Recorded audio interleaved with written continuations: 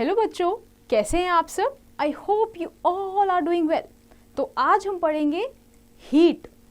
Heat होती क्या है, इसके क्या क्या यूजेस है और कहाँ कहाँ पे इसको काम आती है, और हम इसको कैलकुलेट कर सकते हैं क्या, वो भी हम सब देखेंगे। Alright, so let's get into the topic. You are all familiar with the terms hot and cold. In our daily life, we use these terms many times. Whenever you are thirsty during summers, you ask for a cold glass of water. On the other hand, in winters, you ask for something hot, like a hot glass of milk or a hot cup of tea. You might also wonder that in winters, you feel cold inside the house. If you come out in the sun, you feel warm. In summers, you feel hot even inside the house. What makes a thing or place hot or cold? How do we measure that how hot or a cold is object is? In this chapter, we shall try to understand the reason behind these facts. Okay, तो आपने देखा होगा कि हम hotness और coldness की बात करते हैं, राइट? डेली बेसिस पे हम लोग ये टर्म यूज़ करते हैं। कभी हम लोग गर्मी में कुछ पीते हैं तो हमें हमेशा क्या चाहिए, ठंडी चीज़ चाहिए, ठंडा पानी चाहिए, राइट? वैसे ही अगर सर्दियों की बात करें तो सर्दियों में हमें हमेशा गर्म चीज़ें चाहिए कुछ, राइट? तो ये जो टेम्परेचर है, ये जो कोल्डनेस और हॉटनेस की बात आती है, ये हम कैसे देख पाते हैं कि यार ये चीज़ हॉट है या ये चीज़ कोल्ड है, राइट? तो अब हम इसको पढ़ते हैं कि क्या, पहली बात तो कैसे मेजर करते हैं हम कोई भी चीज़, कोई भी ऑब्जेक्ट हॉट है या कोल्ड है, और इसके कहाँ कहाँ पे यूजेस हैं, right? So now let's understand what is heat. So many objects around us are either hot or cold. A steaming cup of coffee is hot, while an ice cream is cold. The property that helps us to understand the difference between hot and cold object is heat. In fact, heat is a form of energy. If heat is supplied to an object, it becomes hot. On the other hand, if we take heat away from an object, it becomes cold. For example, if we put a pot of water on a heater, it becomes hot, while if the same pot is kept inside the refrigerator, it becomes cool. If we also know that some objects are hotter than others while some are colder than others, we often tell whether an object is hot or cold by simply touching it with hands or any other body part. But the sense of touch is not an accurate way to measure heat. This could be understood by the following activity. Okay, तो basically कोई भी object है, या तो वो hot होता है या फिर वो कोल्ड होता है, राइट? तो ये जो डिफरेंस है हॉट और कोल्ड का, ये किसकी वजह से होता है? It is because of the heat, alright? अगर किसी ऑब्जेक्ट में अगर हम एनर्जी सप्लाई करते हैं, ठीक है, अगर हम हीट देते हैं तो वो क्या बन जाता है? हॉट बन जाता है। अगर सेम ऑब्जेक्ट में से अगर हम लोग क्या एनर्जी ना दें, मतलब हीट रिमूव कर दें, तो क्या बन जाता है? वो कोल्ड बन जाता है। यही कॉन्सेप्ट है कैसे माइक्रोवेव में या फिर रेफ्रिजरेटर में चीज़ें क्या हॉट और कोल्ड होती है, ठीक है? रेफ्रिजरेटर में क्या होता है कि जो ऑब्जेक्ट के अंदर जो हीट है उसको बाहर निकाल लिया जाता है, ठीक है? इसलिए सब ऑब्जेक्ट क्या बन जाता है? कोल्ड बन जाता है। बट इसका उल्टा किस में होता है? माइक्रोवेव में। Okay, now let's understand the following thing by an activity. So what you have to do is take 3 containers half filled with normal water, warm water and cold water respectively. Make sure that water is not so hot that you burn your hand. Okay, so label the containers A, B and C. In container A put warm water, cold water in container B and normal water in container C. Dip your one hand in container A and other hand in B. After few minutes, take your both hands from container A and B. Immediately put your both hands in container C. You will observe that the hands which was in a warm water feels like cold, while the hands which was in cold water feels like warm. So it is difficult to tell whether the water is in container C was hot or cold. So अब देखो, हम लोग generally क्या करते हैं, कोई भी चीज़ को छू के पहचान लेते हैं कि या ये तो गर्म है या तो ठंडी है, right? But do you think this is a accurate way to measure heat? No, right? अब वो कैसे समझ आता है? देखो, आप 3 कंटेनर्स लो, A, B and C. A में आपने क्या किया? वार्म वाटर डाला, इतना डालना है कि आप उसको सस्टेन कर सको, उसको सह सको। बी कंटेनर में क्या डालना है आपको, कोल्ड वाटर डालना है, और सी कंटेनर में नॉर्मल वाटर डालना है। अब आपको एक हाथ अपना ए कंटेनर में डालना है जिसमें क्या है, वार्म वाटर है, सेकंड में कोल्ड वाटर में डालना है। अब आपको क्या करना है, इमीडिएटली दोनों में से हाथ निकाल के सी कंटेनर में डालना है जिसमें क्या है, नॉर्मल वाटर है। यू विल ऑब्जर्व दैट जो आपका हाथ ठंडे पानी में था उस हाथ में आपको अब क्या गर्म महसूस होने लगेगा, एंड वाइस वर्सा कित में बी के साथ होगा। तो इससे हमें क्या समझ आता है कि क्या हम सी का जो हॉटनेस या कोल्डनेस है वो हम सिर्फ टच करके बता पा रहे हैं, नहीं बता पा रहे, right. So this is not an accurate method. Okay, now let's understand one more thing. We feel cold during winters because the temperature of the surrounding is much lower than our body.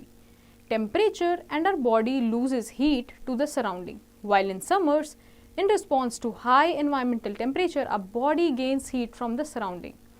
As our body temperature rises, we begin to sweat. The evaporation of water from the sweat removes a large quantity of heat from the body and cools the body. In this way, sweating helps to maintain our body temperature.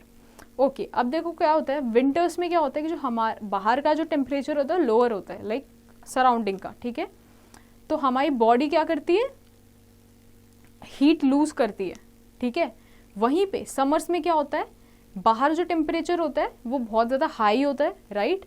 तो हमारी body जो है वो heat absorb करती है, ठीक है, absorb करती है। तो इससे क्या हो जाता है, हमारी बॉडी का टेम्परेचर इंक्रीज होने लगता है धीरे धीरे। इसी का रीज़न है क्या होता है, हमें स्वेटिंग होती है, और स्वेटिंग होती है तो धीरे धीरे जो बॉडी से पानी रिलीज होने लगता है, उससे क्या हमारी बॉडी कूल होती है, right. Now let's get to the next page.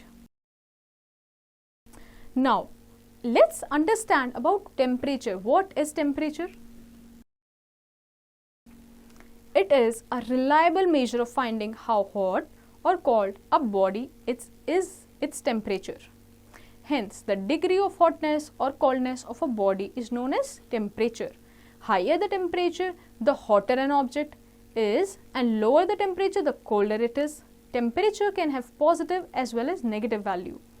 Alright? So basically जो temperature होता है क्या होता है, कोई भी body का hotness या फिर coldness का कोई measure, उसको हम क्या बोलेंगे, temperature, ठीक है। तो जो temperature होता है जो अगर ऑब्जेक्ट है अगर वो हॉटर है, ठीक है, तो उसमें हाइयर टेम्परेचर होगा। अगर कोई ऑब्जेक्ट कोल्डर है तो उसमें क्या होगा, टेम्परेचर लोअर होगा, ठीक है। तो टेम्परेचर में पॉजिटिव वैल्यूज नेगेटिव वैल्यूज दोनों होती है। Now let's get to an information. 57.8 degree Celsius which is also 136 Fahrenheit is the hottest temperature ever recorded on earth. It was recorded on September 13, 1922 in El Azai located in Libya. सबसे hottest temperature कितना major किया गया था, 57.8 degree Celsius, and -89.2 degree Celsius which is also -128.6 Fahrenheit is the coldest temperature ever recorded on earth. It was recorded at Vostok station located in Antarctica on July 21, 1983. और सबसे coldest temperature क्या record किया हुआ अभी तक, -89.2 degrees. Wow. So let's get and understand about the units of temperature now. जैसे अभी हम लोगों ने सेल्सियस यूज किया, फ़ारेनहाइट यूज किया, राइट। तो इसी के बारे में हम पढ़ते हैं कि इनकी यूनिट्स क्या है। To measure a quantity the basic requirement is some unit और scale. For example, to measure the length of an object, commonly used units are kilometer, meter, centimeter, millimeter, etc. Similar, there are different scales of measuring temperature. Temperature of a substance can be measured in degree Celsius, degree Fahrenheit or Kelvin. All the three units are used for different purposes. तो जैसे कि कोई भी चीज़ को हमें major करने के लिए एक बेसिक यूनिट ऑफ स्केल चाहिए होता है, जैसे कि सेंटीमीटर्स, मिलीमीटर्स डिस्टेंस के लिए होते हैं, वैसे ही टेम्परेचर के लिए हम क्या यूज़ करते हैं, डिग्री सेल्सियस या फिर डिग्री फ़ारेनहाइट और केल्विन। इन तीनों का यूज़ डिफरेंट डिफरेंट पर्पज से होता है, तो वो हम आगे पढ़ते हैं। Relationship between degree Celsius and kelvin. A temperature in degree Celsius can be converted into Kelvin just by adding 273.15 in its value. तो बेसिकली जो हम लोगों ने तीनों ही यूनिट्स पढ़े, इन तीनों में कोरिलेशन है और हम एक से दूसरे में चेंज कर सकते हैं. So how Celsius is converted to Kelvin? It is by adding 273.15 into the Celsius temperature. So for example, if there is 43 degrees Celsius and you want to convert it into Kelvin, so what you have to do is just add 273.15 to it. Okay, and you will get the temperature in Kelvin. Okay, you can also convert negative degree Celsius temperature to Kelvin. So what you have to do is you have to take care of positive and negative sign, alright, and do the calculation properly. Now let's understand the relationship between degree Celsius and degree Fahrenheit. The following formula shows the relationship between Celsius and Fahrenheit. So Celsius upon 5 is equal to Fahrenheit minus 32 upon 9. So this is how, using this formula, you can convert Celsius to Fahrenheit. Okay, so you can take an example, 104 degree Fahrenheit to Celsius. Here, the Fahrenheit temperature is how much? 104. Okay, so using this formula, you have to basically put 104 in place of Fahrenheit, okay, as it is given in the book. So next we'll see in the next page. So now you have to calculate it and solve it properly. So here you will get the temperature in what? Celsius. Now let's get to an information. Boiling point of water in Fahrenheit scale is 212 degree Fahrenheit, on Kelvin scale it is 373, and on Celsius it is 100 Celsius. Okay, now let's convert 37 degree Celsius to Fahrenheit. So on the above formula that we just discussed, you have to put the Celsius is equal to 40, so you have to put the value of Celsius is equal to 40 and solve it correctly. Alright, so after solving, you will find that you will get a number, which means that the temperature has now converted to Fahrenheit. Okay, now let's study and read about a very famous scientist, Daniel Gabriel Fahrenheit. Alright, he was a German physicist who is credited with invention of the mercury in glass thermometer in 1740. He also known for developing the Fahrenheit temperature scale, which is still widely used in the United States and some other countries. So basically he was a German physicist, ठीक है, और इन्होंने invention क्या किया था? Mercury glass thermometer का, जो हम generally अब thermometer use करते हैं, right? उसका इन्होंने invention किया था और इन्होंने ही Fahrenheit का जो unit है, scale है temperature का, वो दिया था. So now let's study about thermometer. Thermometer के बारे में तो आप सभी ने सुना होगा. All right, so let's dive into that topic. The word thermometer is derived from Greek language, in which thermo stands for warm, while meter stands to be measure. Hence, the device used to measure the temperature of a body is called thermometer. There are different types of thermometer. Let us study about them. Okay, तो basically thermometer किस लिए काम आता है? Temperature measure करने के लिए, ठीक है? So it is made up of two Greek words, which is thermo, which means warm, and meter means to measure. Okay, now let's understand about different type of thermometers. First is clinical thermometer. A clinical thermometer is used to measure body temperature.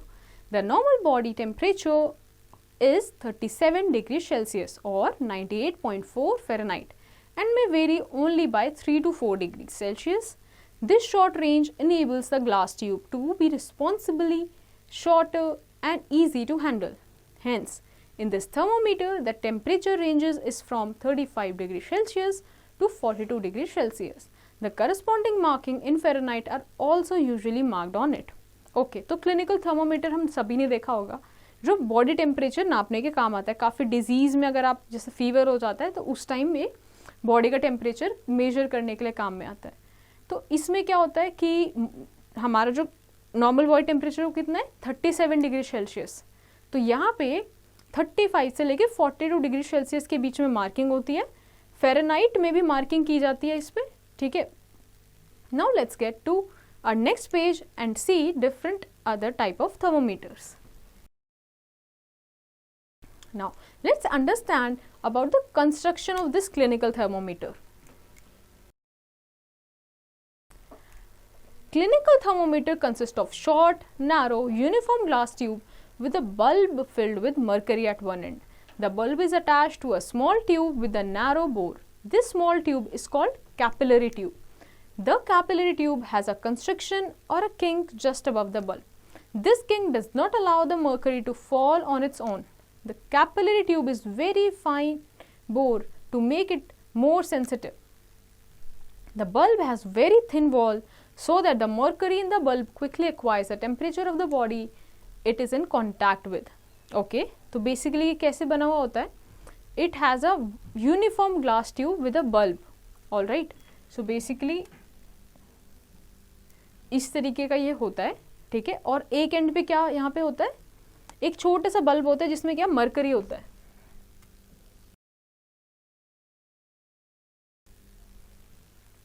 ठीक है, तो इस तरीके से बना होता है ताकि जो मरकरी है, अच्छा यहाँ पे किंक होता है, मतलब क्या नीचे आके इजीली जो मरकरी है वो ऊपर फ्लो नहीं कर पाता. ठीक है, इसका रीजन है क्यों. Now let's understand the advantages of using mercury in clinical thermometer. So first advantage is mercury is good conductor of heat, hence it reaches quickly to the temperature of the surrounding.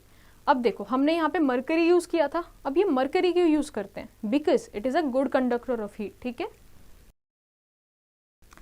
तो जैसे ही जो thermometer है वो किसी भी ऐसी body के पास आता है जो टेम्परेचर जिसका बढ़ जाता है, तो वहीं पे मरकरी उतने ही टेम्परेचर पे पहुंच जाता है. राइट, क्योंकि उसका क्या गुड कंडक्टर ऑफ हीट है.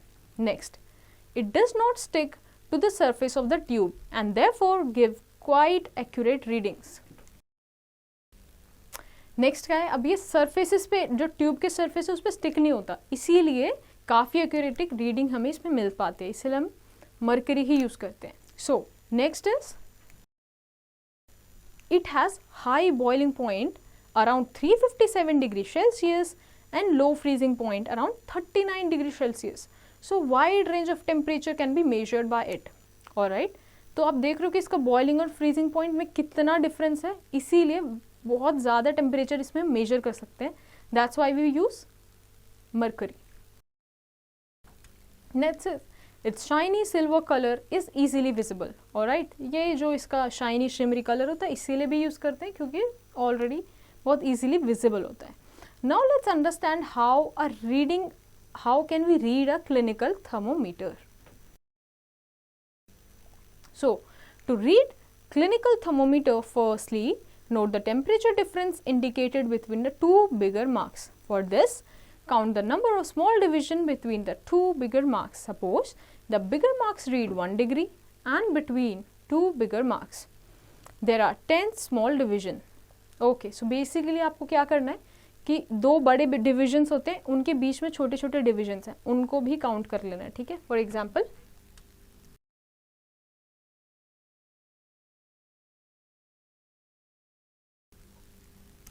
तो ये जो बड़े डिविजन्स हैं इनके बीच में छोटे डिविजन्स को आपने काउंट करना है. Now so the formula is value of one small division is equal to the difference of temperature between the two big marks divided by the number of small divisions between two big marks.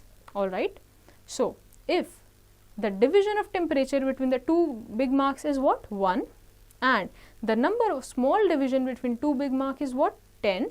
So if we calculate it, we will get 0.1 degree Celsius. Thus, one small division of clinical thermometer can measure what 0.1 degrees Celsius accurately. All right. तो इसका मतलब क्या हुआ, ये जो एक छोटा सा डिवीजन है ये कितना मेजर कर पाता है temperature, 0.1 degree Celsius. Now let's understand the using of clinical thermometer.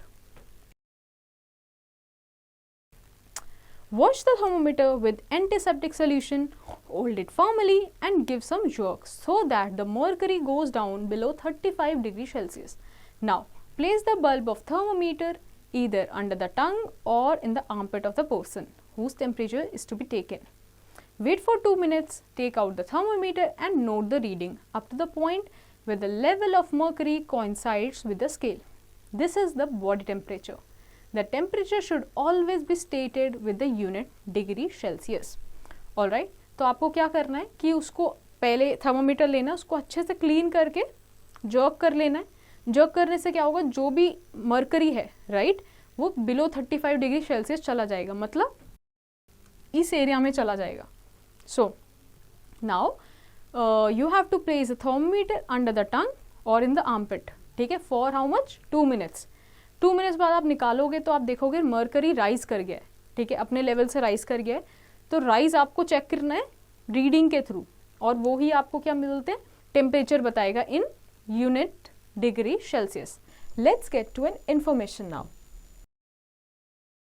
In 1593, Galileo Galilei invented a water-based rudimentary thermoscope that could measure temperature variation. This device is called Galileo thermometer, even though it was thermoscope.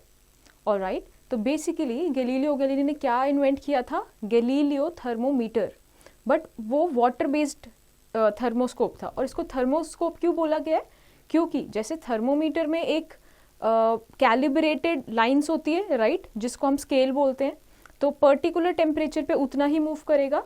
Thermoscope एक ऐसी line या फिर एक ऐसा चीज़ बोल सकते हैं जो कैलिब्रेटेड नहीं है राइट.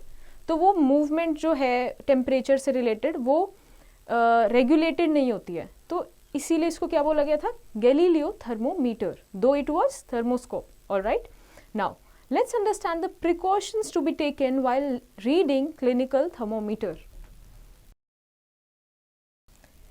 क्या क्या precautions हैं जो हमें लेनी ज़रूरी है जब भी हम क्या यूज़ करेंगे, clinical thermometer. So first is that we need to wash the thermometer with antiseptic solution before and after use. So basically उसको किससे wash करना है हमें, antiseptic solution से. Alright, now let's get to the next page.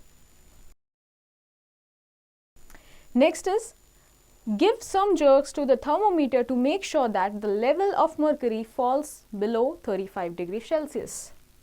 Okay, तो हमें क्या करना है, थर्मोमीटर को जर्क कर रहा है, तेजी से झटकना है ताकि क्या हो, जो मरकरी का लेवल है वो 35 से नीचे की तरफ फॉल हो जाए, मतलब 35 डिग्री से नीचे मरकरी आ जाए. अब इसका रीज़न क्या है, रीज़न इसलिए है क्योंकि हमारी बॉडी का मिनिमम टेम्परेचर क्या होता है, optimum temperature 37 degree Celsius. Alright, तो अभी हम उससे बिलो से स्टार्ट करते हैं, जैसे जैसे जो भी हमारे बॉडी का टेम्परेचर होगा वो उसके अकॉर्डिंग लेना चाहिए. Alright, next is it is safer to place the thermometer into the armpit because mercury is a toxic substance. Okay, तो सेफर प्लेस कौन सा बोला गया है, आर्मपिट.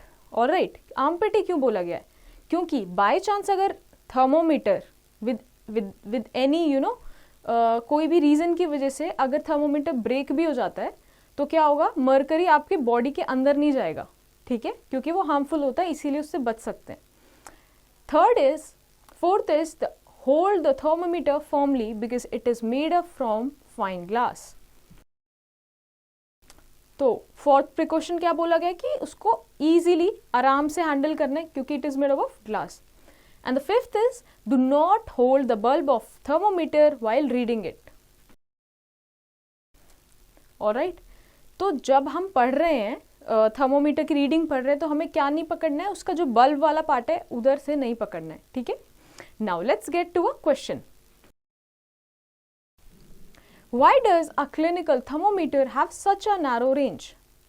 ठीक है, अब आप ये बताओ कि हमने थर्मोमीटर में देखा था अभी क्लिनिकल थर्मोमीटर में कि कहाँ से 35 से थोड़ा सा और बिलो से लेके एक रेंज होती है जहाँ पे हम टेम्परेचर मेजर कर सकते हैं. बट ये एक नैरो रेंज क्यों है, ये आपको फाइंड आउट करना है. Alright, now let's move to the digital thermometer. These thermometer gives accurate readings. They are easy to use and there is no fear of breakage as they have a plastic body. The additional advantage that these thermometer have is no use of mercury, which is a toxic chemical.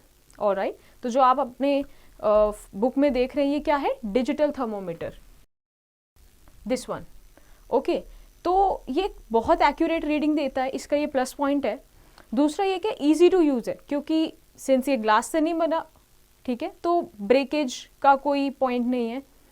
Although ये plastic body से बना होता है, फिर भी इसमें mercury use नहीं होता. तो जो टॉक्सिक सब्सटेंस है जो हमने किस में देखा था? क्लिनिकल थर्मोमीटर में. तो ये काफ़ी ईजी टू हैंडल होता है. Next is laboratory thermometer. This is used in laboratory. It is used to measure the temperature of boiling water, ice, melting and boiling points of various substances, etc. The range of an ordinary laboratory thermometer is -10 degrees Celsius to 110 degrees Celsius.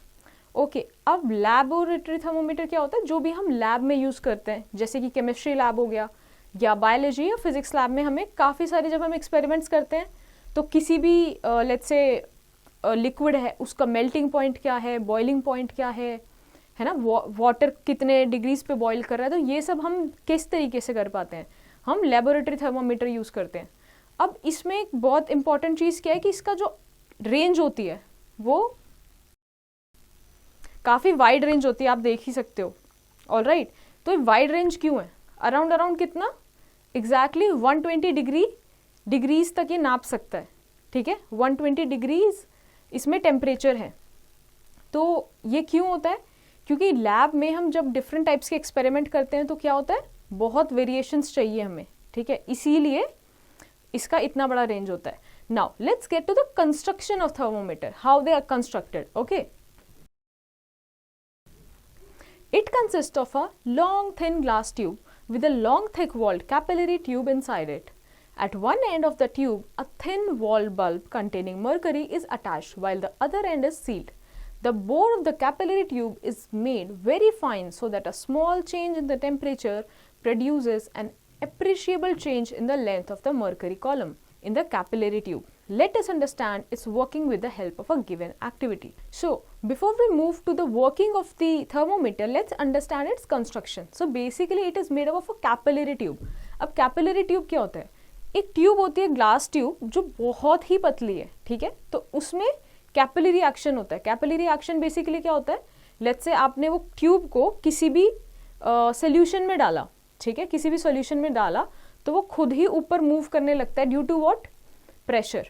ठीक है, तो हम इसको क्या बोलते हैं? Capillary action ये हो रहा है. तो एक कैपिलरी ट्यूब होती है जिसके एक एंड पे एक छोटा सा बल्ब है जिसमें क्या है? मरकरी होता है.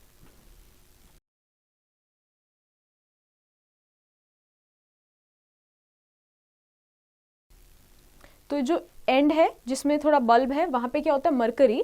और दूसरा एंड इसका सील्ड होता है. राइट, तो जैसे ही टेम्परेचर में चेंज होता है क्या होता है? मरकरी राइज करने लगता है. Okay, this is how it is constructed basically. Now, let's understand how the thermometer works. So, what you have to do is take a beaker and fill it with half with hot water. Okay, dip the laboratory thermometer in it and hold the thermometer vertically. Note down the reading by keeping your eyes at the level of mercury. Take out the thermometer from the beaker and read it again in air.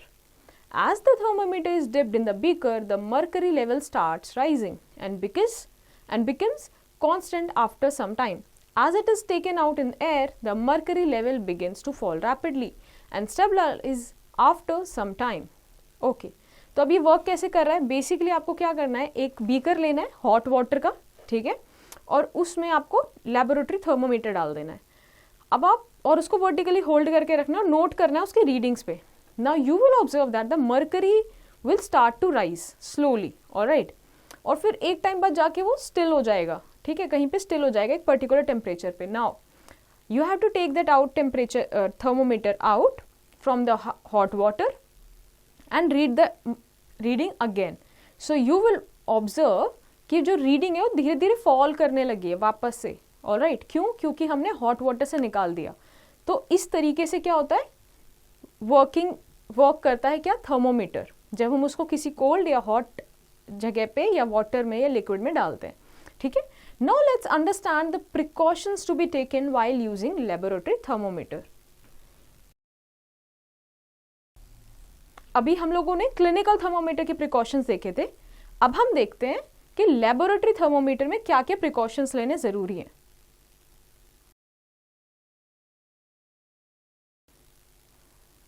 So first is, bulb of the thermometer should be in contact with the substance whose temperature is to be taken and not touching the sides or bottom of the container. All right. तो जैसे जो thermometer उसमें एक bulb होता है, right, तो हमें make sure करना है कि वो जरूर से टच करे जिस सब्सटेंस का भी हम टेम्परेचर नाप रहे हैं, ऑल राइट। उसके बॉटम कंटेनर का बॉटम वगैरह नहीं टच करना चाहिए, जो एक्चुअल जो सब्सटेंस है वो ही टच करे उसको, ठीक है। Next is thermometer should be vertical while taking readings. Okay, तो थर्मोमीटर को मेक श्योर कि आप उसको सीधा ही पकड़ो, ठीक है, ताकि रीडिंग्स करेक्ट आए। Third is reading of the temperature should be taken when the thermometer is immersed in the substance, not by taking out. Very important. तो आप तब जब भी रीडिंग लेंगे थर्मोमीटर में तो क्या करेंगे कि अगर वो किसी सोल्यूशन में इमर्स्ड है और उस सोल्यूशन का आपको क्या लेना है, टेम्परेचर लेना है, तो आप उस इमर्स्ड सब्सटेंस में ही उसका रीडिंग नोट करेंगे, ना कि उसको बाहर निकाल के। अब इसका रीजन क्या है, बाहर निकाल के क्योंकि टेम्परेचर डिफरेंट हो जाएगा तो क्या रीडिंग चेंज हो जाएगी। Alright, now let's move to the next page. Now so based on your understanding you have to fill in these blanks. Now let's go to our next topic, which is various effects of heat. Now let's understand what are the various effects of heat.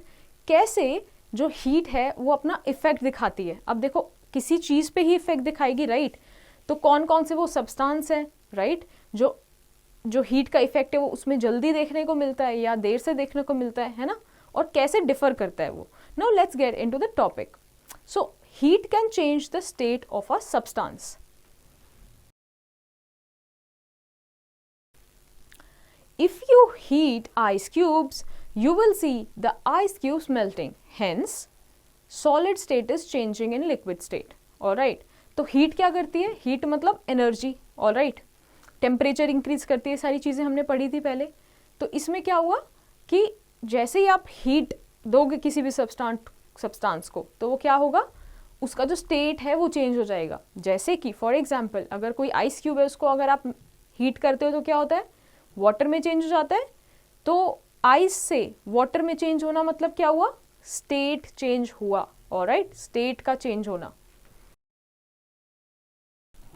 किसकी state का change होना, substance की state का change होना, alright. Next is heat causes expansion.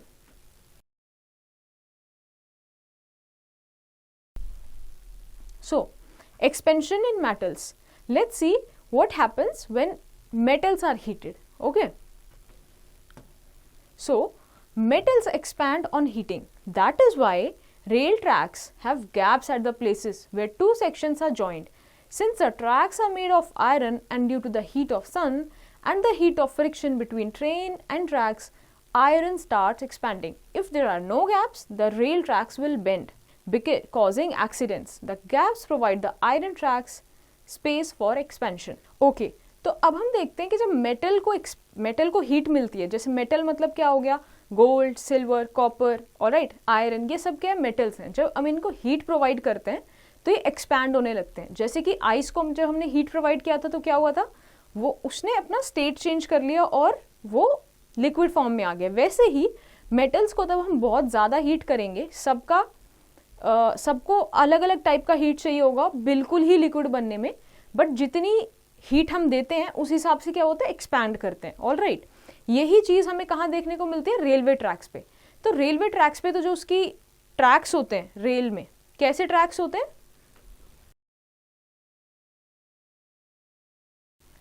ठीक है, तो ये मैंने एक ट्रैक बनाया है। तो जब एक एक आयरन है, दूसरा आयरन है, जब वो ज्वाइन करते हैं तो क्या मेक श्योर किया जाता है कि इसके बीच में गैप छोड़े जाए। गैप इसलिए छोड़ते हैं ताकि जो मेटल एक्सपैंड करेगा उसको स्पेस मिल जाए। ऑलराइट, अगर हम ये नहीं करेंगे तो क्या होगा, बेंड हो जाएगा मेटल ट्रैक और क्या एक्सीडेंट्स हो सकते हैं। सो इसमें हमने क्या पढ़ा कि जो मेटल होता है वो एक्सपैंड करता है हीट मिलने पे। Next is expansion in liquids. Liquids also expand on heating. The mercury in the thermometer expands when put in contact with a hot body. Alright? अब देखो, जो हमने मरकरी थर्मोमीटर्स में देखे वो क्या है, एक्चुअल में तो वो लिक्विड है, राइट? वो मेटल क्या है, लिक्विड है। तो जैसे ही हम उसको टेम्परेचर देते हैं, ठीक है, तो उसका क्वांटिटी तो अंदर फिक्स्ड ही है ना, हम तो बाहर से उसमें ऐड नहीं कर रहे, बट फिर भी वो राइज कर जाता है ना। राइज का मतलब क्या है कि वो एक्सपैंड कर रहा है, इसीलिए वो राइज कर पा रहा है। तो हमने क्या देखा, अगर उसको हीट मिल रही है बाहर से तो क्या होता है, एक्सपैंड हो जाता है। वहीं पे जब कोई कोल्ड बॉडी होती है तो क्या होता है, वो कॉन्ट्रैक्ट हो जाता है ना, कम हो जाता है उसका, यही रीजन है। Now let's see the expansion in gases. Gases expand on heating. It can be experienced by keeping an inflated balloon in the sun for some time. It will grow in size as the air inside it expands on taking heat from the surroundings. The phenomena of expansion in substance by the effect of heat is referred to as thermal expansion.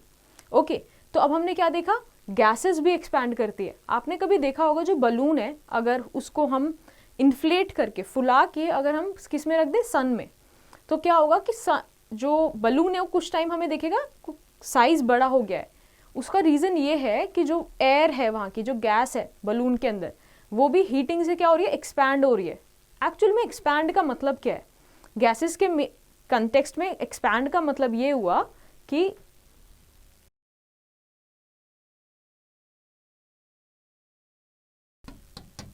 ठीक है, तो जो molecules gases के बहुत closely एक दूसरे के साथ थे वो हीटिंग पे क्या हो जाता है, दूर दूर हो जाते हैं, तो स्पेस बढ़ गया, राइट? इसी को हम क्या बोलते हैं, थर्मल एक्सपेंशन। ठीक है, जब हम सब्सटेंस में ये देखते हैं हीट की वजह से जो एक्सपेंशन हो रहा है, it is known as thermal expansion. Now let's get to a question, why do electric wire sag in summers? Okay, तो इलेक्ट्रिक वायर्स जो होती है वो समर्स में सैग क्यों जाती है? ठीक है, this you have to find you out. Now let's get to our next topic, which is mechanism of heat transfer. अब हमने देखा हीट तो ट्रांसफर हो रही है, राइट? और उससे एक्सपेंशन भी हो रहा है। Now let's understand how it actually happens. Alright, heat always flow from a hotter object to a colder object. It means the transfer of heat takes place only if there are difference of temperature between the objects. The transfer of heat continues to take place till both the object attain the same temperature. At this condition, flow of heat stops and the temperature difference becomes zero. In this state, the bodies are said to be in a state of thermal equilibrium. Alright, देखो अब heat का transfer है, ठीक है, अभी हम लोगों ने पढ़ा हीट का ट्रांसफर हो रहा है, बट ये होता ही क्यों है? अगर सोचा जाए तो हो ही क्यों रहा है? ये इसीलिए हो पा रहा है क्योंकि दो ऑब्जेक्ट्स का जो टेम्परेचर है उसमें डिफरेंस है। वो सबसे तो इम्पॉर्टेंट क्या चीज़ हुई कि हीट ट्रांसफर के लिए सबसे फर्स्ट कंडीशन क्या हुई कि दोनों ऑब्जेक्ट्स का टेम्परेचर में डिफरेंस होना ज़रूरी है। ऑलराइट, तो क्या होता है कि जो हॉटर ऑब्जेक्ट होता है उससे कोल्ड ऑब्जेक्ट में हीट ट्रांसफर होती है। ठीक है, हीट कहाँ से ट्रांसफर होगी, हॉट से कोल्ड में। अब तो इस समय होता क्या है कि the transfer of heat continues to take place in both the object. अब दोनों में ही एक्चुअली में देखा जाए तो हीट क्या होती है, वो ट्रांसफर हो रही होती है। कैसे? So it's a both way process, और वो तब तक ट्रांसफर होती है तब तक उन दोनों में क्या नहीं होता, इक्विलिब्रियम नहीं रीच हो जाता। जिसका मतलब क्या हुआ कि दोनों का ही जो डिफरेंस है टेम्परेचर वो क्या नहीं बन जाएगा, जीरो नहीं बन जाएगा। ठीक है, तो यहीं पे इसको क्या बोलते हैं, thermal equilibrium. Now thermometers work on this principle. When you measure the temperature of your body by putting the clinical thermometer beneath your tongue, heat flows from your mouth towards. Now let's get to our next page.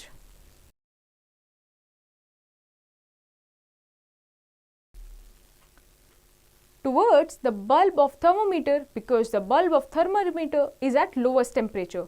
then your mouth. The flow of heat continues till the temperature becomes 0. The mercury level rises initially but stops after some time. Then the bulb of thermometer attains the same temperature as your mouth and shows the reading of in the thermometer. Okay, तो basically ऐसा ही case, मतलब क्या, equilibrium reach करने का ही, thermal equilibrium ही कहाँ पे होता है, थर्मोमीटर में। जब हम अपना टेम्परेचर नापते हैं तो हम क्या करते हैं, थर्मोमीटर अपने लेट से माउथ के नीचे या टंग के, मतलब टंग के नीचे डाला, ऑल राइट। तो क्या होगा कि जो हमारे माउथ का टेम्परेचर है वो किस में ट्रांसफर होता है, वो ट्रांसफर होता है थर्मोमीटर में, क्योंकि थर्मोमीटर कम टेम्परेचर पे होता है, हमारी बॉडी ज़्यादा टेम्परेचर पे होती है, ठीक है।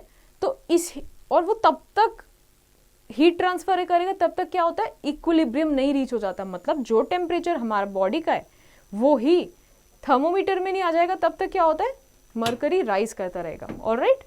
Now let's understand how heat transfer takes place by 3 different ways. So first way is conduction. Conduction is a process of transfer of heat through solid materials from the hotter end to the colder end. There is no actual movement between the particles of the material. It is only the transfer of heat between the molecules which brings about the change in temperature. For example, if a metal spoon is dipped in a cup of hot coffee, a part of the spoon which is out of the cup also becomes hot because heat energy is transferred from the hotter end of the spoon towards the colder end. Okay? अब conduction का क्या मतलब हुआ, conduction का मतलब हुआ कि जो सॉलिड मटेरियल्स में जब हीट ट्रांसफर होती है तो हम उसको क्या बोलते हैं, कंडक्शन। अभी हमने पढ़ा कि हॉट से कोल्ड की तरफ हीट ट्रांसफर होती है। इसी का एग्जांपल हम कहाँ देखते हैं कि कोई भी, जैसे लेट्स से एक कॉफ़ी का कप है, अगर उसमें आपने स्पून डिप किया है, ठीक है, स्पून तो में तो कोई टेम्परेचर था नहीं पहले, बट जैसे ही आपने स्पून कॉफ़ी में डिप की विच वॉज हॉट, तो जो नीचे वाला पार्ट है जो हॉट में है अब, उससे क्या होता है, धीरे धीरे कोल्ड की तरफ टेम्परेचर आने लगता है। वो आता कैसे है कि जो अंदर मॉलिक्यूल्स हैं मटेरियल में, स्पून के जो मॉलिक्यूल्स हैं वो एक दूसरे को क्या कंडक्शन करते हैं, वो एक दूसरे में हीट पास ऑन करते हैं। ऐसे क्या होता है कि जो पूरी जो स्पून होती है आपकी हॉट हो जाती है, ठीक है। This is known as conduction. Now let's get to an information. Materials with low thermal conductivity are used for preventing heat loss and are called lagging materials.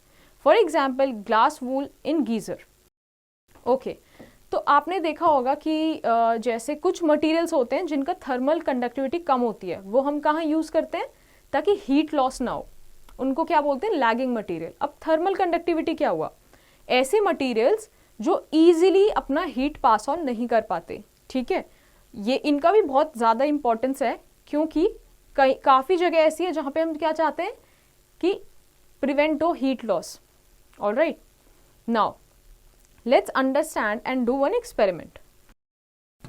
So take a rod और a flat strip of a metal. Fix a few small wax pieces on the rod. These pieces should be at nearly equal distances. Clamp the rod to a stand. Now heat the other end of the rod and observe. What happens to the wax pieces? These pieces begins to fall. Which piece falls first? Do you think that the heat has transferred from the end nearest to the flame to the another end? Okay, तो आपको क्या करना है, आपको एक candle लेनी है और उसको और एक साथ में क्लैंप लेना है, ठीक है। क्लैंप पे आपको डिफरेंट डिस्टेंस पे थ्रू आउट दैट क्लैंप आपको क्या लगा देना, वैक्स के स्ट्रिप्स लगा देनी है। और आपको क्या ऑब्जर्व करना है कि एक एंड पे आपको कैंडल जला देनी है। तो अब आपको देखना है कि कैसे क्या होता है। सो यू विल ऑब्जर्व दैट जैसे जैसे आपने कैंडल जिस एंड पे आपने कैंडल लगाई है उस एंड से जो वैक्स स्ट्रिप्स है वो क्या ड्रॉप होने लगेगी। ड्रॉप होने लगेगी मतलब क्या है, वो मेल्ट होके नीचे गिरने लगेगी। उसका मतलब क्या हुआ कि हीट जो मेटल एंड पे जो आपका क्लैंप है वो मेटल का है, वहां से दूसरे एंड पे पहुंच रही है, ठीक है। इस एक्सपेरिमेंट से हमें ये जानने को मिल रहा है। Now let's understand the application of conduction, ठीक है। So first is cooking utensils are made up of metals and their alloys so that heat from flame is conducted to the food inside efficiently. Okay, so conduction अब कहाँ पे use हो रहा है, जैसे हम लोग कुकिंग करते हैं तब तो मेटल का कोई यूटेंसिल होता है, राइट, तो उसमें जब हमें खाना पकाना है तो क्या कंडक्शन इंपॉर्टेंट है ना, क्योंकि जो भी हमने ऊपर यूटेंसिल रखा है उससे हीट किस में जानी चाहिए, फूड में जानी चाहिए, right, efficiently. Second is we wear woolen clothes in winter to feel warm, right? Because air is trapped between the wool fiber. As air is bad conductor of heat, the body heat does not flow to the cold surrounding. Okay. अब यहाँ पे हम देखते हैं, जैसे हम सर्दियों में क्या पहनते हैं, वुलन क्लॉथ्स पहनते हैं, राइट? तो हम वो इसलिए पहनते हैं क्योंकि जो भी हमारे बॉडी से वार्मथ निकला, जो हमारी बॉडी ने हीट प्रोड्यूस किया, वो एयर में ट्रैप हो जाता है.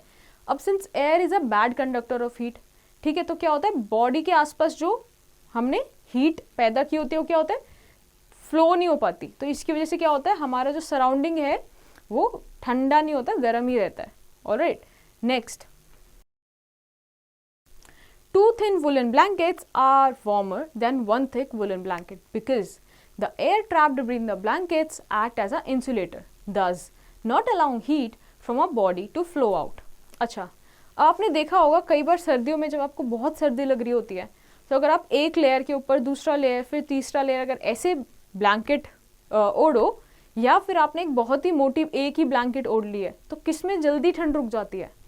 आपने ऑब्जर्व किया होगा जो आपने मल्टीपल ब्लैंकेट्स ओढ़ी है उसमें जल्दी ठंड रुकती है. क्यों? क्योंकि जो उसमें एयर ट्रैप हो गई है. एयर किसका काम करती है, इंसुलेटर का, कि वो हीट कंडक्ट नहीं करती आगे, तो इसीलिए आप ज्यादा वार्म महसूस करते हो और जल्दी महसूस करते हो उसमें, right. Next is, we use insulators like brick and mud when we build houses. During summer the heat outside is not conducted into the house. In winters warm rooms do not lose heat to their surroundings. अच्छा, अब घर बनाते हुए हम लोग क्या use करते हैं, ब्रिक यूज करते हैं, मड भी यूज करते हैं, ठीक है. तो इसका क्या काम है, क्योंकि समर में क्या होता है, जो हीट होती है जो बाहर, ठीक है, वो घर के अंदर नहीं आ पाती, ठीक है, क्योंकि वो कंडक्ट नहीं हो पाती. और वहीं पे जो विंटर्स में क्या होता है, अंदर जो गर्म रूम हो जाते हैं, ठीक है, वो बाहर की तरफ, मतलब बाहर से हीट अंदर नहीं आ पाती. Why? Because of brick and wood, they are bad conductors. Now, next is double glazing in windows reduce heat loss because of poorly conducting layer of air between 2 sheets of glass, as seen in air conditioned locomotive coaches. अच्छा, तो आपने देखा होगा कि जो Windows होती है कभी कभार 2 शीट्स लगाते हैं, ठीक है, वो भी क्या करती है, बेसिकली एयर ट्रैप कर रही है. जब वहां का एयर गर्म हो गया तो क्या है, बैड कंडक्टर है एयर, तो क्या होता है, वहां पे हमें फिर एयर पास नहीं हो पाती, मतलब वहाँ का टेम्परेचर नहीं चेंज हो पाता. तो इसकी वजह से क्या होता है, वो एक कंडक्शन का काम करता है और हमें कोचेस जो होते हैं, जैसे ट्रेन के कोचेस हो गए, वो क्या करते हैं, उसको गर्म ही रखते हैं. Okay, now let's get to our next page. So the second way of heat transfer is convection. Water is a bad conductor of heat, but if water is in a beaker is put on a burner, the entire water heats up. The mechanism behind this phenomenon is as follows. Initially, the water at the bottom of the beaker is heated by conduction and becomes lighter. The hot water rises up and the cold water from the side takes its place. This water also gets hot. Again, it is replaced by the cold water. This process continues till all the water gets heated. Such a mode of heat transfer in which there is the actual movement of molecules of the substance being heated is called convection. This method of heat transfer occurs in fluid, that is liquids and gases. Okay, तो second method of heat transfer क्या है, convection. तो basically convection में क्या होता है कि actual movement of क्या होता है, molecule. मेनली इसमें क्या किस में देखा जाता है, लिक्विड्स या गैसेस में. तो जब कन्वेक्शन होता है, कन्वेक्शन के केस में जब हीट ट्रांसफर हो रहा है, तो सब्सटेंस के खुद के जो मॉलिक्यूल्स होते हैं वो मूव करते हैं हीट ट्रांसफर में. ओके, अब हम एग्जांपल देखते हैं बॉइलिंग वाटर का. वाटर में क्या होता है कि वाटर एक्चुअल में तो बैड कंडक्टर है हीट का, बट फिर भी आपने देखा होगा कि वाटर बहुत अच्छे से बॉयल हो जाता है, राइट. तो वो कैसे होता है, जैसे कि हमने लेट्स से एक बीकर लिया और उसमें वाटर डाल दिया और उसको बर्नर पे रखा गर्म होने के लिए. तो क्या होता है कि नीचे वाला जो पानी है, जो नीचे पानी की जो नीचे वाली लेयर है जिसमें मॉलिक्यूल्स हैं, वो गर्म होना स्टार्ट करती है। अब जैसे वो गर्म होने लगती है तो क्या होता है कि वो अब ऊपर उठने लगती है, क्योंकि वो लाइट हो जाती है, वो ऊपर उठ जाती है और जो कोल्ड वाटर होता है साइड से या जो ऊपर वाली लेयर का होता है वो उसको रिप्लेस कर देता है। ठीक है, ऐसे ही ये प्रोसेस जो है रिपीट होता रहता है और क्या होता है, पानी एक्चुअल में गर्म हो जाता है। ठीक है, this process is called convection. Now let's get to an information. Convection currents are set in the molten outer core inside the earth due to heat from the solid inner core having a temperature of about 4000 degrees Celsius. It is thought that these convection currents generate the earth's magnetic field. Okay, तो ये जो convection current है हमें कहाँ देखने को मिलता है, अर्थ में भी हमें देखने को मिलता है। तो अर्थ का जो सॉलिड इनर कोर जो है वहाँ से जो हीट कहाँ से कहाँ ट्रांसफर होती है, मोल्टन आउटर कोर में, और इसका जो टेम्परेचर होता है वो लगभग कितना होता है, 4000 डिग्री सेल्सियस। ओके, इसीलिए माना भी जाता है कि यही रीज़न है, शायद ये कन्वेक्शन करंट ही रीज़न है जो अर्थ में मैग्नेटिक फील्ड जनरेट होती है। Okay, now let's understand and do one experiment. The aim of the experiment is to observe convection current. So you will require a round bottom flask, potassium permanganate, crystals, water and gas stove. So what you have to do is fill the flask with water up to its neck. Okay? So basically आपने जो round bottom flask लिया था उसको कितना पूरा ऊपर तक पानी से भर देना है, पूरा भर देना है। ठीक है, next drop a single large crystal of potassium permanganate to the bottom of it through the length of a glass tube. Okay, so अब आपको क्या करना है कि जो आपने पोटेशियम परमैंगनेट का क्रिस्टल लिया है, एक क्रिस्टल आपको उठा के इसमें डाल देना है। Now next heat the bottom of the flask with a very low gas flame, और उसको नीचे से क्या बर्नर की हेल्प से धीरे धीरे फ्लेम देनी है। Now you will analyse that an upward current of coloured water ascends from the place where heat is applied. It reaches the top and spreads out. After some time, it circulates down the sides of the flask. So what did you understand? A convection current has been set up within the contents of the flask. Okay. So basically आपने क्या किया, जो potassium permanganate crystal होता है वो कितना purplish colour देता है आपको। ठीक है, तो जैसे ही आप उसको पानी में डालोगे क्या होगा, नीचे वाला जो पानी है वो हल्का सा पर्पल होने लगेगा, but as soon as you will put on it the flame वो जल्दी जल्दी क्या होता है, थोड़ा और पर्पलिश कलर देगा।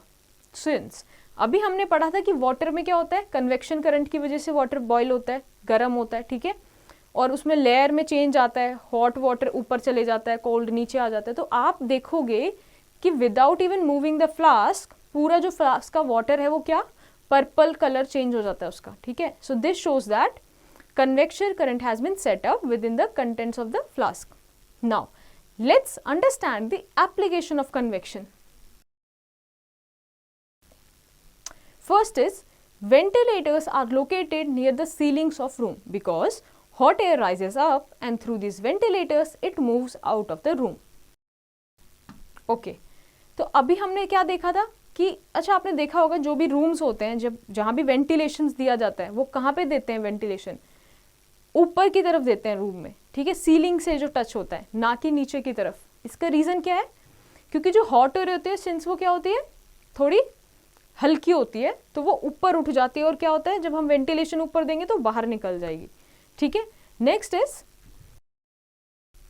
Air conditioners are installed near the roof. The cool air moves down and the warm air near the surface of the room rises up and thereby setting up convection current which cool the whole room effectively.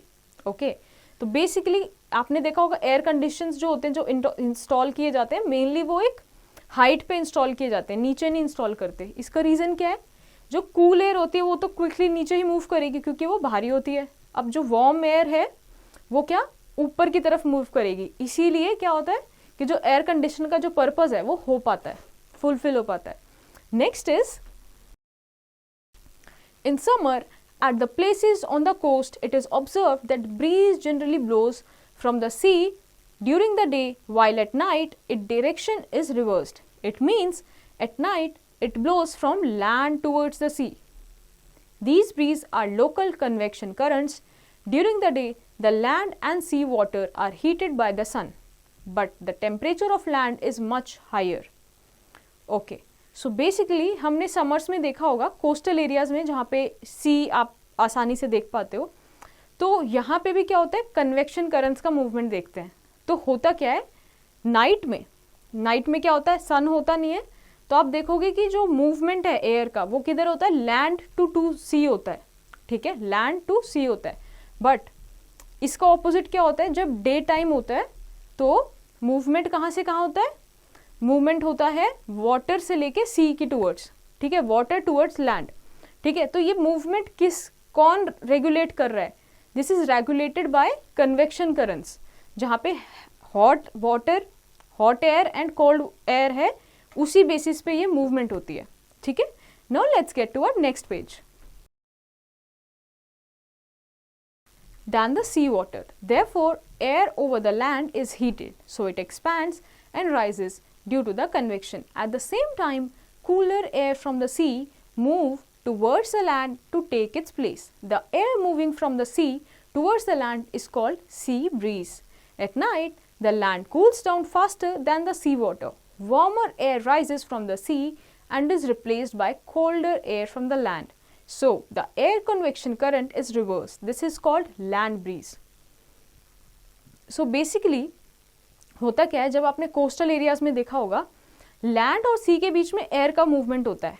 तो जब day time होता है तो उस time क्या होता है, सन होता है, राइट. सन होने से क्या होगा कि जो मूवमेंट है एयर का वो किधर से किधर होता है, वाटर टूवर्ड्स लैंड होता है, वाटर से लैंड के टूवर्ड्स होता है. ठीक है, वहीं पे रात के टाइम क्या होता है कि रात के टाइम हमारे पास क्या है, सन तो चले गया तो क्या हीट नहीं होती, तो इसीलिए जो एयर का मूवमेंट होता है वो क्या होता है, लैंड से टुवर्ड्स क्या होता है, सी की टुवर्ड्स होता है, राइट. तो जो मॉर्निंग के टाइम, सन के टाइम जो ब्रीज होती है उसको हम क्या बोलते हैं, sea breeze. Whereas night के टाइम जो ब्रीज होती है उसको हम क्या बोलते हैं, लैंड ब्रीज. अच्छा, अब ये ऐसे मूवमेंट क्यों हो रहा है, ये ऐसे मूवमेंट इसीलिए हो रहा है क्योंकि सन के टाइम जब हीट आती है तो क्या होता है, एयर एक्सपैंड कर जाती है. ठीक है, और वो क्या करती है, राइज कर जाती है ड्यू टू द कन्वेक्शन. ठीक है, तो जो कूलर एयर होती है सी की टूवर्ड, सी में जो कूलर एयर होती है वो मूव करके टूवर्ड्स लैंड आ जाती है. ठीक है, और इसीलिए ऐसे ही क्या होता है, इसका ऑपोजिट क्या किस में होता है, लैंड में होता है. ठीक है, now let's understand the third way of heat transfer, which is radiation. We know that we receive heat from the sun, but most of the space between the sun and the earth is vacuum, and in the method of conduction and convection we need a medium through which heat is transferred. Vacuum does not contain any material medium, so how is heat from the sun transfers to the earth? Okay, अब हम ये सब तो जानते हैं कि हमें actual में हीट कहाँ से मिल रही है, जो कॉन्टिन्यूसली मिल रही है वो सन से मिल रही है, राइट. बट सन और अर्थ के बीच में तो कोई स्पेस है ही नहीं. ठीक है, वहाँ पे तो कोई स्पेस है ही नहीं, वहाँ पे तो वैक्यूम है. तो ये जो हीट का ट्रांसफर है, अभी तक तो हमने किस में पढ़ा था, एयर के थ्रू होता है, मॉलिक्यूल्स के थ्रू होता है, राइट. बट रेडिएशन केस में क्या होता है, मटीरियल जो कंडक्शन है उसमें क्या मीडियम ही नहीं चाहिए हमें. अब हम देखते हैं वो कैसे होता है. The method of heat transfer that does not require a medium is called radiation. The heat from the sun reaches us through the method of radiation. When we sit in front of a room heater, we get heat by this process. Similarly, when we keep our hands close to an electric iron, we feel heat coming from it. This heat is also transmitted through radiation. Okay? तो कोई भी एक ऐसा heat transfer जिसमें हमें क्या कोई भी मीडियम की जरूरत नहीं पड़ी, तो हम उसको क्या बोलते हैं, रेडिएशन. ठीक है, सन से जो अर्थ में हीट आ रहा है उसको हम क्या बोलते हैं, किस रीजन की वजह से, रेडिएशन की वजह से. ठीक है, all the hot bodies radiate heat through the process of radiation. When this heat falls on some object, a part of it is reflected, a part of it is absorbed, and a part may be transmitted. The temperature of the body increases due to absorbed part of the heat. Okay, अब देखो जैसे जो सन से radiations आती है, heat radiations, इसके 3 consequences हो सकते हैं. या तो वो क्या होगी, एब्जॉर्ब हो जाएगी हीट, या तो वो क्या होगा, रिफ्लेक्ट हो जाएगी, या फिर वो ट्रांसमिट हो जाएगी किसी और दूसरे मटेरियल में, राइट. तो क्या हो सकते हैं, सबसे पहले हम देखते हैं एब्जॉर्प्शन, ठीक है, कि सन से अर्थ में एब्जॉर्ब हो गई। दूसरा क्या हो सकता है, रिफ्लेक्शन, कि वो अर्थ पे आई बट वो कहीं और रिफ्लेक्ट हो गई बाहर एनवायरमेंट में, ठीक है। या फिर क्या हो सकता है, ट्रांसमिट हो सकती है वो, ठीक है, कि वो कहीं और गिरी थी बट वो किसी दूसरे मटेरियल पे या कहीं और जगह पे ट्रांसफर हो गई, right. Now let's get to a question now. Stainless steel cooking pans are preferred with the extra copper bottom. Why? So आपने देखा होगा जो स्टेनलेस स्टील्स जो कुकिंग मटेरियल्स होते हैं वो एक एक्स्ट्रा कॉपर होता है उसमें बॉटम में। So you have to find this out why this is done. Okay, so now the colour of the body is also responsible for the amount of heat it absorbs. देखो अब हमने देखा कि absorption होता है जिसकी वजह से क्या होता है, उस बॉडी का टेम्परेचर भी बढ़ जाता है, ठीक है। अब ये जो एब्जॉर्प्शन हो रहा है ये किस पे डिपेंड करेगा, जो बॉडी एब्जॉर्ब कर रही है उसका कलर क्या है। अगर ये ब्लैक कलर हुआ तो क्या होता है, मैक्सिमम एब्जॉर्प्शन होता है, ठीक है। और अगर ये वाइट हुआ तो सबसे मिनिमम एब्जॉर्प्शन होता है। बेसिकली सारा जो हीट आता है वो क्या हो जाता है, रिफ्लेक्ट बैक हो जाता है, ठीक है। Now let's understand the application of radiation. First application, cooling devices such as car radiators are painted black so as to have cooling effect by radiating heat. Okay, तो अब जो भी हमने कूलिंग डिवाइसेस होते हैं कार में वो black से पेंट किए जाते हैं। इसका रीजन क्या है कि वो जो भी हीट रेडिएट कर रहे हैं वो क्या होता है, वो बाहर रेडिएट हो जाती है और जितना भी ठंडक है, ठीक है, सारी जो आपने हीट है वो बाहर रेडिएट कर दी तो अंदर क्या बचेगा, कूल्ड टेम्परेचर बचेगा, ठीक है। तो इसीलिए कूलिंग डिवाइसेस में क्या ब्लैक पेंट का यूज किया जाता है। Next, room heaters have polished and shining surface to reflect most of the heat by radiations produced by its heating element. तो आपने रूम हीटर्स में देखा होगा कि जो उसका बैकग्राउंड होता है या जो बैकग्राउंड यूज करते हैं हीटर्स में वो क्या होता है, पॉलिश्ड होता है, थोड़ा शाइनी होता है। इसका रीजन ये है कि जो भी हीट उस पर भी लगेगी, राइट, उस तक भी पहुंचेगी, वो क्या हो जाएगी, रिफ्लेक्ट बैक हो जाएगी, ठीक है, ताकि जो हीट है वो एफिशिएंटली यूज हो सके। Next application, the outer base of cooking utensils is painted black so that it absorbs more heat.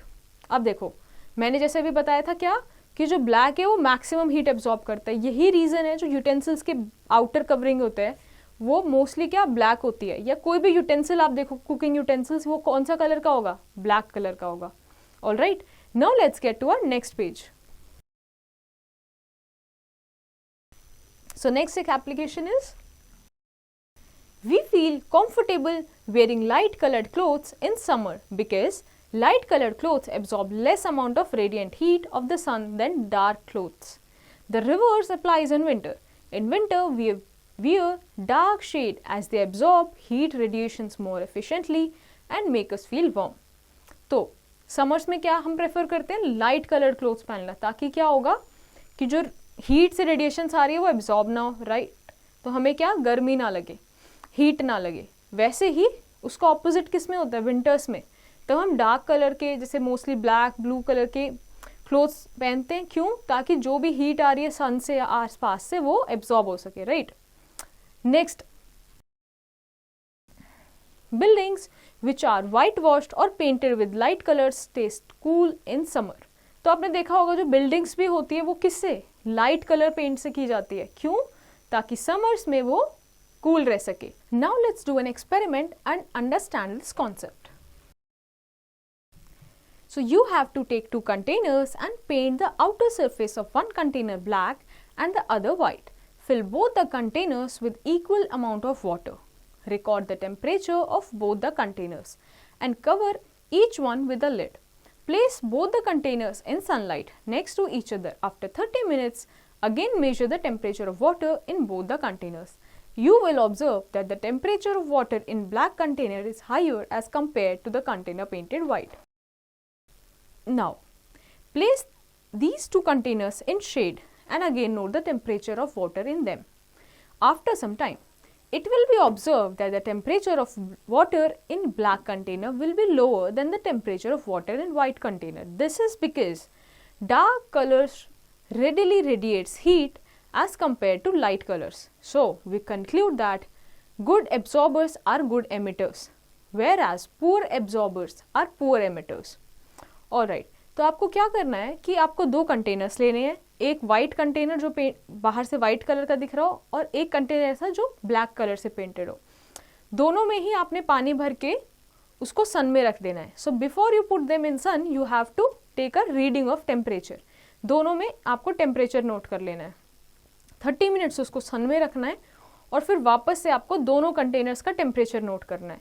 तो यहाँ पे आप लोग क्या ऑब्जर्व करेंगे कि जो टेम्परेचर इंक्रीज आया है वो किस में, ब्लैक कंटेनर में आप देखोगे टेम्परेचर राइज हुआ है. ऑलराइट, इसका रीजन क्या है, इससे हमें ये पता चल जाए कि जो ब्लैक कलर होता है वो गुड एब्जॉर्बर होता है हीट का.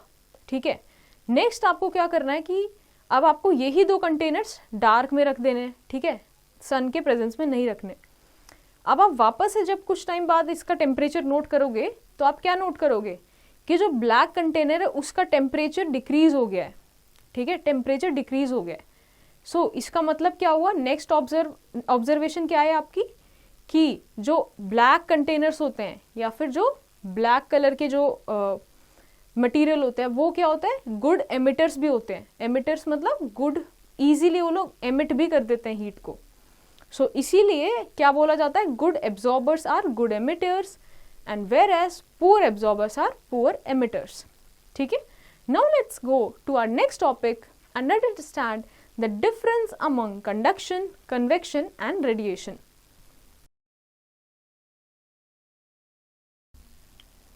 So, in conduction, in this process, heat transfer takes place from one point to the other such that there is no actual motion of the particles of the medium.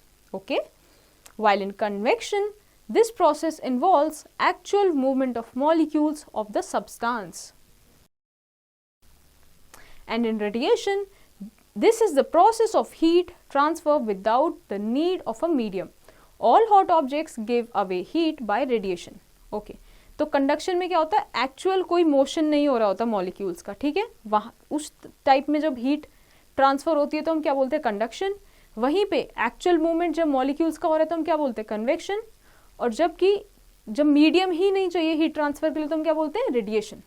Okay, so next is materials medium is necessary for this process.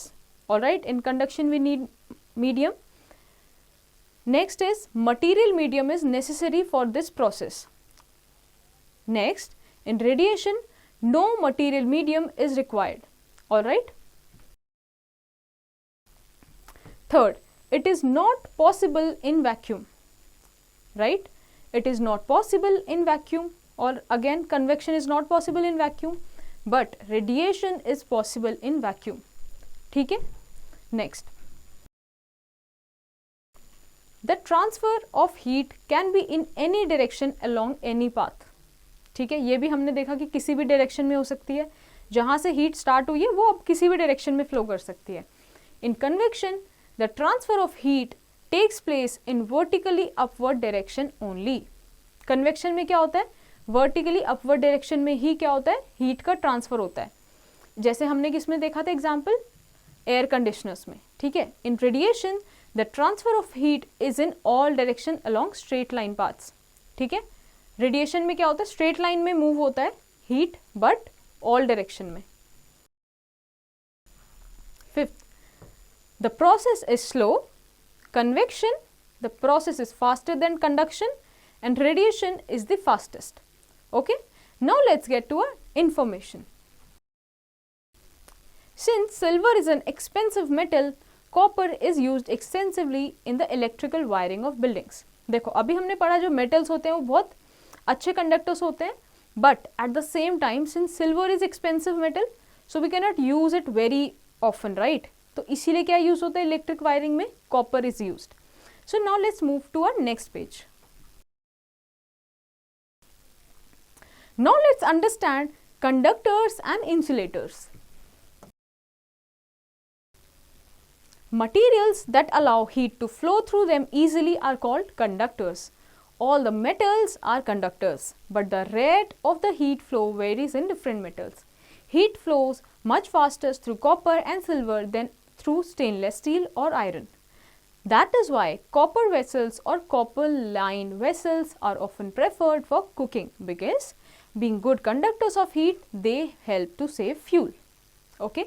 तो conductors क्या होते हैं? Conductors एक ऐसे material होते हैं जो अपने थ्रू हीट को इजीली फ्लो करने देते हैं. ठीक है, वेरी सिंपल. तो इसका एग्जांपल आपको कहाँ देखने को मिलता है? जो भी कुकिंग यूटेंसिल्स होते हैं, ठीक है, उसमें हम बाहर की तरफ क्या देखते हैं? या तो सिल्वर का होता है, मोस्टली कॉपर के होते हैं. क्यों? क्योंकि कॉपर एंड सिल्वर क्या है? गुड कंडक्टर्स हैं. हीट वो जल्दी से पास ऑन कर देते हैं. अब हीट अगर जल्दी पास ऑन कर देंगे तो क्या होगा? हमारा जो फ्यूल है वो सेव होगा. On the other hand, materials such as glass, plastic, rubber and wood do not allow heat to flow through them. That is why the wooden handle of a pan does not get hot when the pan is put on a flame. Such materials that do not conduct heat are called bad conductors of or insulators. Water and air are also poor conductors of heat. अच्छा, अब ऐसे materials जो अपने through heat को easily pass on नहीं होने देते, उनको हम क्या बोलते हैं? बैड कंडक्टर्स या फिर इंसुलेटर्स. इसी का एग्जाम्पल हमें क्या देखने को मिलता है? जो यूटेंसिल्स होते हैं, कुकिंग यूटेंसिल्स, उनके जो हैंडल होते हैं वो किसके बने होते हैं? इंसुलेटर्स के. ताकि क्या है, हमें आसानी हो पकड़ने में और वहाँ तक हीट ट्रांसफर नहीं हो. इसीलिए किसके होते हैं? प्लास्टिक के होते हैं, कई बार वुड के होते हैं. ठीक है, एग्जाम्पल क्या है? Water and air. ठीक है, ये क्या है? Poor conductors. Now let's get to an information.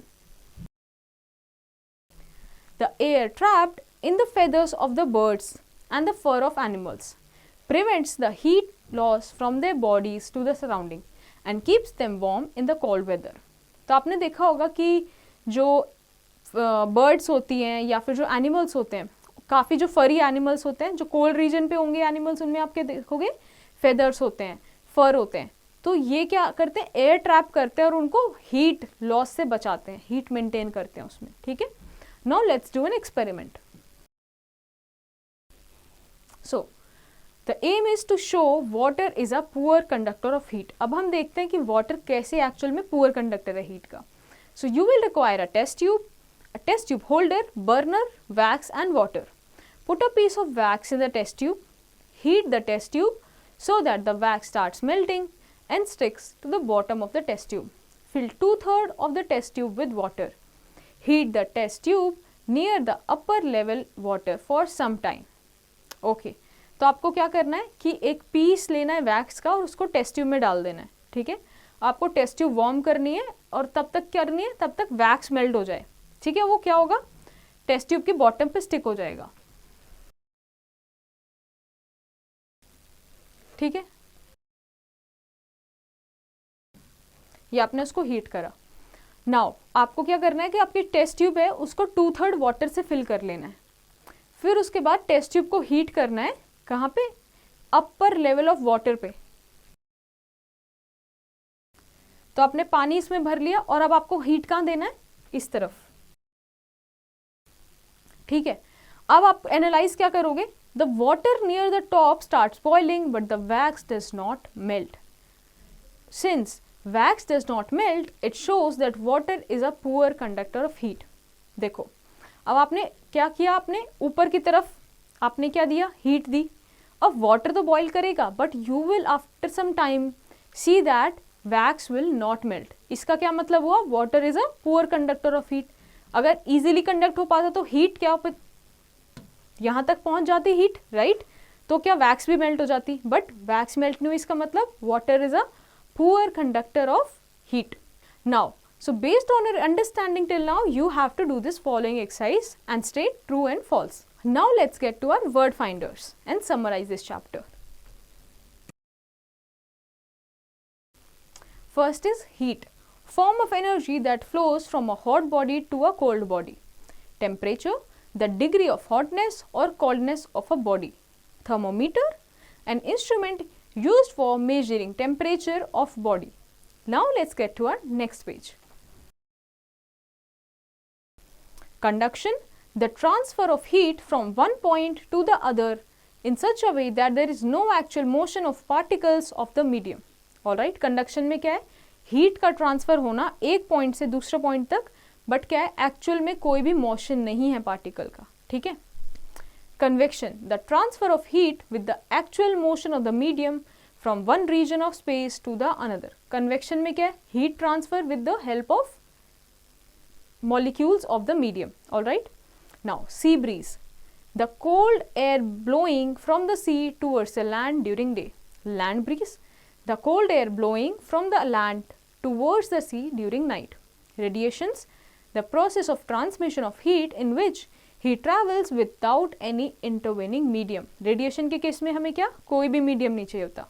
Conductors, substances which readily conduct heat, and insulators are the substances which do not conduct heat. Now let's take a look on the following points.